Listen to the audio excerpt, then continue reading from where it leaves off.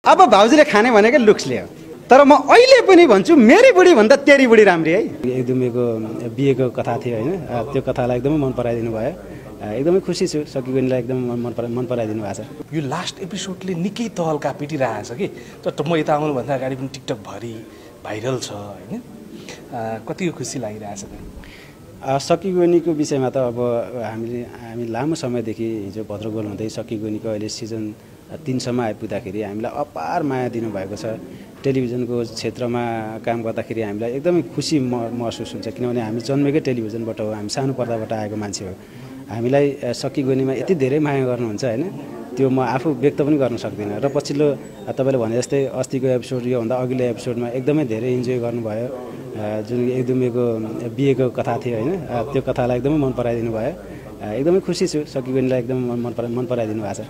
अहिले खाने भनेको नि उहाँको सुन्दरताले रूपले हो नि भन्ने बहुत हिट छ कि टिकटकमा पनि हिट छ हैन।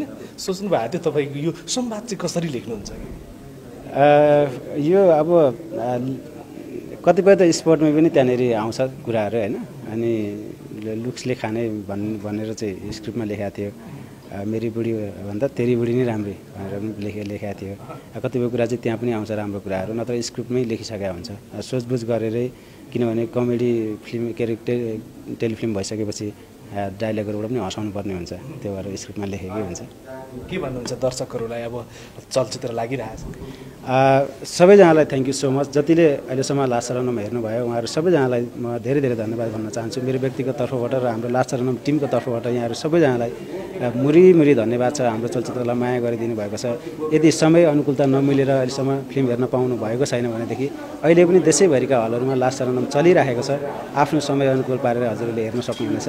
जतिले हेर्नुभयो, जतिले हामीलाई सपोर्ट गर्नुभयो, जतिले हामीलाई माया दिनुभयो, यहाँहरू सबैजनालाई धेरै धेरै धन्यवाद भन्न चाहन्छु। लास्टमा नि त्यो अहिले निकै भाइरल भइरहेको डाइलेक्ट थोरै मिल्छ भने सुनाइदिउँ न।